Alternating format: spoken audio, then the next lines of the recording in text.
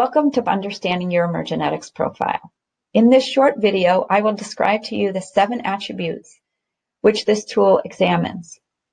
As you're listening and watching this video, jot down some things that I say that really resonate with you, that you think to yourself, hey, that really sounds like me. And at the end, I want you to try to guess where you fall on the spectrum and where you are in preference. And I'll explain to you what that means in just a few minutes. Let's jump right in.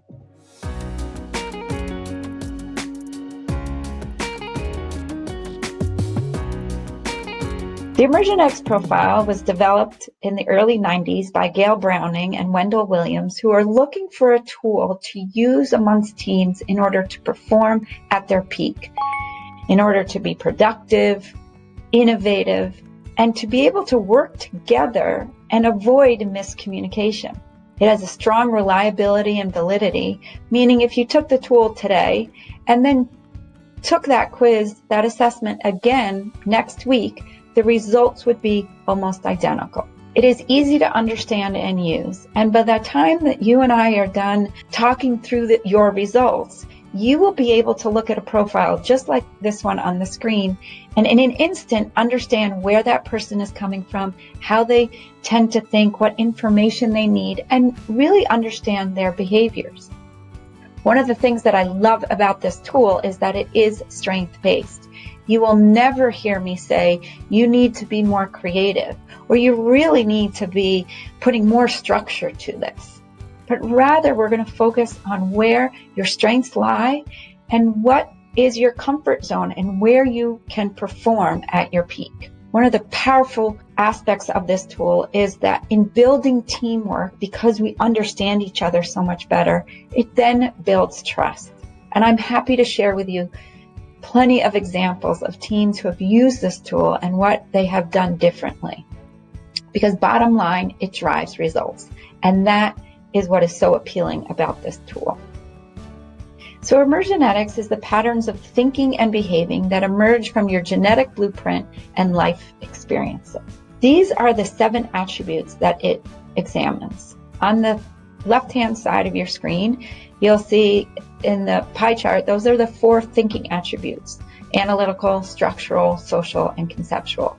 And the purple arrows on your right are the behaviors that we examine: expressiveness, assertiveness, and flexibility. We'll start with the behaviors, and I'll describe those to you because when we meet someone or when we're in conversation with someone, we pick up and we notice their behaviors before we truly understand how they think. The first behavior we look at is expressiveness, and this is the outward display of emotions towards others and the world at large. We look at these 3 behaviors in thirds. So in the third, this is someone who is an external processor, meaning they speak to think. And we all know these people. They're the ones who stop by your office and say, hey, can I just talk this out with you for a minute? They tend to speak with a lot of facial expressions, with their hands, and they tend to use about 30,000 words a day. Now, for those who fall into the first third of expressiveness, they are your internal processors. They think to speak. They're the ones in a meeting who maybe 15 minutes in, all of a sudden come out with a brilliant comment. And that is because they've been editing and fleshing out what they want to say before it comes out of their mouth. They tend to have a great poker face, and sometimes it's hard to tell what they're thinking and if they're in agreement with you.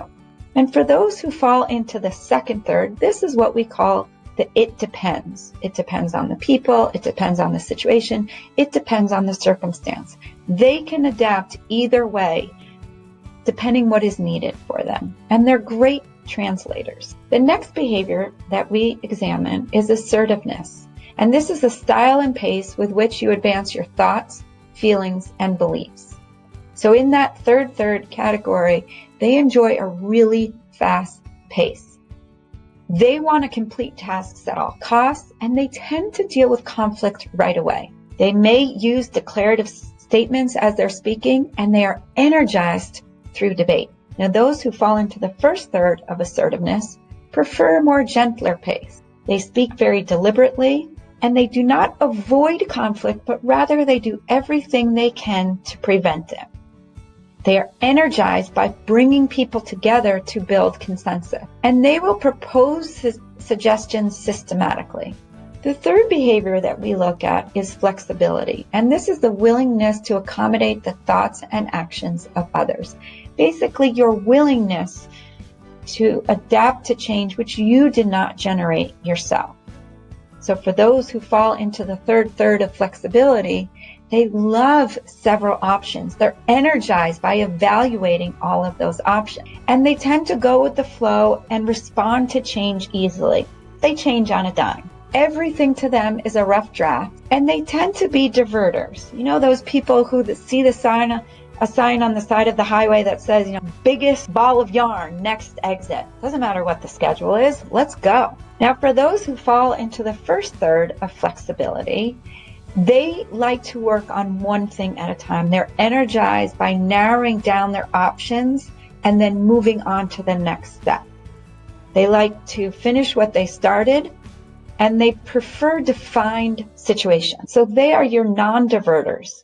On a road trip, they don't want to stop to see the largest ball of yarn. They have a plan. They have when they want to take a break, when they're going to stop, where they're going to stop for lunch, and they want to get somewhere in a certain amount of time. And again, for those who fall into the second third, it depends. It depends on the people, the situation, and the circumstances. And they can translate and go back and forth depending what is needed for them. So for all three of these behaviors, this is measured by percentile. So anyone who has children will remember when they were small infants, when they measured them and they did their weight and they measured the circumference of their head, it was done based on percentiles, comparing them to a group of 100 people where they would fall into that norm. So that's how we measure the Emergenetics profile. You are being compared to a sample size from people who have taken their profile within the last 3 years. Let's now jump in and talk about our thinking attribute. With this metaphor here, and this image, you can see that those purple arrows around this pie chart again are indicating those behaviors because that's what we notice about people right from the start. When we look at the fourth thinking attribute, we look at this from an abstract, that 30,000 foot view, concrete, in the weeds, in the details. Convergent, meaning looking through the data and the facts, everything that exists, and coming up with a solution. Think of Sherlock Holmes. And then we have divergent, which is all about ideas and people, and they're taking what exists and comes up with something new. So think about Albert Einstein. So let's jump into our first thinking attribute, which is analytical. Someone with an analytical preference is asking the question why. They are energized by facts and data, and they often will say things like, yeah, prove it to me. Give me the research, and tell me who the research is by. They tend to be investigative in nature, and they love to diagnose issues. The next thinking attribute that we look at is structural. Now, someone with a structural preference is asking the question how. They are energized by processes, systems, guidelines, and they tend to follow through. They are your implementers and they love to execute. The next attribute that we look at is social thinking. And someone with a preference in social thinking is asking the question who is involved, who will be impacted, and they are energized by working with people, with one or many. They're intuitive about people and they seek the opinion of others, and they tend to be able to communicate a difficult message. The last thinking attribute that we look at is conceptual, and they're asking the question, what else? They also are intuitive, but this time they're intuitive about ideas. They're energized by brainstorming. They like the unusual. They tend to seek unusual connections and connecting things into the future. So if you're trying to understand how does this task connect to our vision, someone with a conceptual preference is great at doing that. The thing to remember when we're talking about our thinking attributes, that for 61% of our population, they have a preference in more than one attribute. In fact, they have a preference in two. And then there's another 31% who have a preference in 3 or more of these thinking attributes. It is very rare for us to see someone who has a preference in one or in all four. Make note of which of these thinking attributes sounds like you. Feel free to pause this video and just jot down those notes. What we're talking about is that we have a representation of all four of those thinking attributes that I just described on any given team. That way we can be most productive, we can be most innovative because we have cognitive diversity. Let me explain to you what I mean by being in preference and how to figure out how you know what is your strength. So this is an example of someone's profile. We're calling her Kimberly Jackson. That's not actually the name of the person who owns this profile. So Kimberly has a preference in analytical and structural thinking. And she has a preference in first third of expressiveness, second third of assertiveness, and second third of flexibility. So let me explain to you how we came up with that. So when we talk about percentiles, those who are in the first third, they perform pretty gently. Those who fall into the second third, well, it depends. They're the ones I said are great translators and can go back and forth. And those who fall into the third third, they tend to perform forcefully. The thing to remember with this is that on any given team, we need a balance of all three of those behaviors. If we had everyone on the team who was third expressive, who would listen? Everyone would be busy trying to speak their mind. So when we measure our preferences, you notice that I said Kimberly falls into the first third of expressiveness. We're looking at the numbers at the bottom of the page. We're looking at these percentiles from 0 to 100. So first third is 0 to 33. Second third is 34 to 66. And third third is your percentile score is 67 to 100. We don't need to do any further calculations because we know the distinguishing numbers of these thirds. Now, when it comes to the thinking attributes, if you look in the middle of the page at those horizontal bars, those are measuring your percentiles. So for Kimberly, she falls into 95th percentile for analytical thinking, 90 percentile for structural, 48 for social, and 5 for conceptual. So how do we figure out where her comfort zone is, where her strengths are? Well, we add up all of those numbers, those percentiles, and come up with a total. And then we do the simple percentile percentage calculation and come up with these percentages. Anything which is 23% or greater is what we call being in preference. That is your strength. So you'll see here with Kimberly's profile, for analytical, she's at 40th percentage and 38 for structural. That's where she is in preference, at analytical and structural thinking. So 23%, that is something, jot that down, because when you look at your own profile, that's what you want to see. Any of those thinking percentages at the top of the page in that pie chart, which are 23% or greater, that's where you are in preference. Now, we always talk about, as I said right at the start, that Emergenetics is a strength-based tool. If there is any change that needs to be made, you're going to do it through your strengths.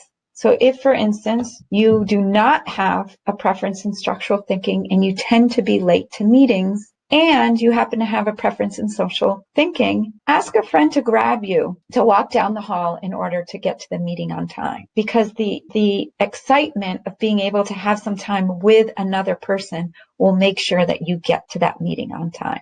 And one of the most important things that I want you to remember from all of this conversation around Emergenetics is that your profile is perfect for the role that you are in.